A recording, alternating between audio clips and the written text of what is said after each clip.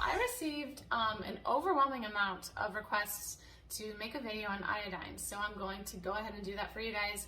I recently shared to my Instagram story that I was using iodine in my neti pot. You might hear that I have a little bit of a sore throat, a cold, but I actually think it has more to do with seasonal allergies, the sinus pressure changes and stuff. But a lot of people were asking questions when I was using iodine in my neti pot. So iodine is antiseptic. They use it for cleaning water. They use it for prepping before surgery. Iodine was discovered actually when we were making photographs, but it's used in a wide variety of different ways. It supports the thyroid. Like I said, it's antiseptic, so you can use it to clean wounds. They put it in paint to prevent mold in paint. Iodine is pretty cool. I also think that it's underappreciated widely. I also believe that most people are iodine deficient unless you're supplementing with it already. Sources of iodine: kelp, seafood, especially shellfish and oysters, and then just taking an iodine supplement. Another widely underappreciated mineral, in my opinion, is zinc, and I will do that in a separate video perhaps someday, but we're just going to focus on iodine today and the basics. So number one, I don't think that we should fear iodine. We need it.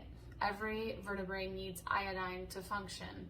Iodine is actually used by every cell of the body. In Ken Berry's video that he did on iodine, he said that if you were to pull out every molecule of iodine in your body, that you would drop dead. And I really appreciated that because it paints a picture of how crucial iodine is for life.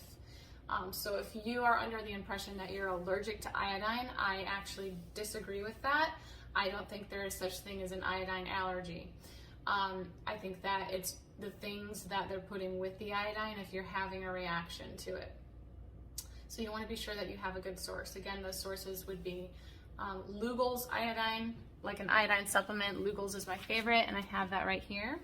So this is the Lugol's iodine. It's 2%. And so this is potassium iodide and iodine. 4% potassium iodide, 2% iodine. So one dropper bottle of this breaks down to, I believe, 1.5 milligrams of iodine. And I will share a screenshot of that in this video so that you guys are sure. You want to be sure that whatever supplement you're taking, you know what the actual dose is per dropper bottle or whatever. Another great source of iodine is Grassland Nutrition. They make these liver and kelp capsules. Kelp is a great source of iodine. Kelp is not a plant, it's its own species, and I love it. It's pretty low oxalate, moderate oxalate, but if you're taking that kelp and liver supplement from Grassland Nutrition, you're gonna be well below the minimum effective dose of oxalate. I really enjoy that stuff. And then seafood is another source of iodine. The RDA recommendation is 150 micrograms, which is 1,000 milligrams. So that's a very small amount. And for pregnant women, they recommend 220 micrograms, which is still a small amount. I am under the impression that we need much more to function optimally. And I strongly believe this within just experimenting with myself and the fact that they're recommending more for someone who's pregnant. That tells me that, well, it would be optimal to probably get more. Now, there is such thing as too much iodine. However, if you have healthy kidneys, if your body is functioning the way that it should, if your detoxification pathways are supported, I do think that you will pee out what you don't need, just like any other mineral for the most part. So I don't think that this fear around getting too much iodine is really fair, honestly. I think that a lot of it comes from reactions that people have had with things mixed in with the iodine that they didn't do well with. Now, if you have an autoimmune thyroid disorder like Hashimoto's, iodine can work against you. It helps until it doesn't. So that is the one situation where I think that you should be extra careful to not do too much, because you can actually go into hypothyroidism. And it can work against you. But generally, if your kidneys are healthy, you're going to be peeing out what you don't need. Some professionals actually recommend up to 50 milligrams of iodine. That's a lot. Remember, 1,000 micrograms equals 1 milligram, and there are some people in the health space who are recommending up to 50 milligrams. Ken Berry recommends 1 to 3 milligrams. I personally feel comfortable recommending up to 5 milligrams, depending on the person. If your kidneys are healthy, if your detoxification pathways are working properly, if you're not eating seafood every day, if you're not taking any other iodine supplements, then I think that up to 5 milligrams per day would be a good amount, honestly. And so that's gonna be, I think one dropper full of these is 1.5 milligrams, and I will share a screenshot of that from Amazon on this video, just to be sure. But you wanna be sure that you know the dose of whatever supplement you're taking, so that you're tracking your stuff. So if one of these is 1.5, then I would do about 4 dropper fulls. And that's what I do every day. I do take this every day. That's another common question is, do I need to supplement it? No, I don't think you need to, but I like to be optimal, and it's very affordable. And the fact that it's needed for every cell in your body and your thyroid and so many other things, I think it's just a really powerful tool to use, just like any other minerals. I really enjoy Aussie trace minerals and Redmond real salt. Redmond real salt has over 60 trace minerals. Aussie is just the minerals.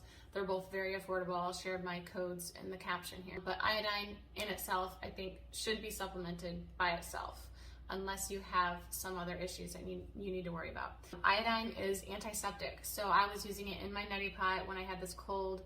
I was diluting it with water, so I used probably 2 dropperfuls for a full neti pot's worth. Nothing particular. I wasn't measuring it really, you just need a little bit.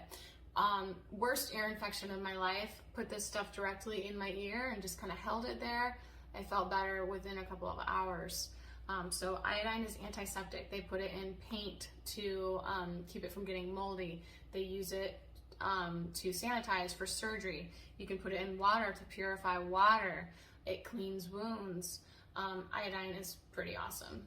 So another really cool thing about iodine that I discovered from Ken Berry's video is that it's crucial to support the thyroid. The mother of a pregnant baby must support her thyroid, especially during the first 3 months of pregnancy, because up until 14 weeks, the child has not developed their thyroid at all. So it's fully depending on the health of the mother's thyroid.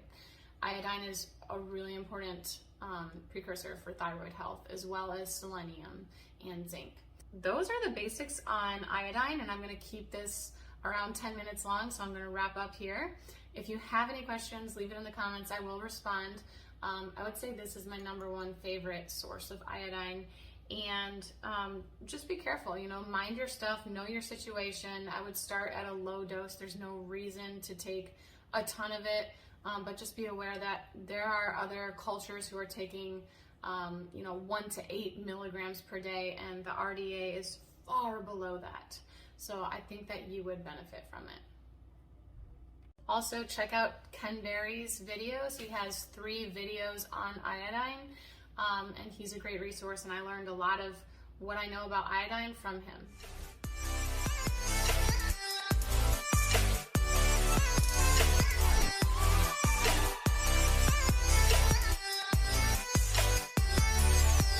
I have my notes here. 150 micrograms. 1 microgram is a 1,000th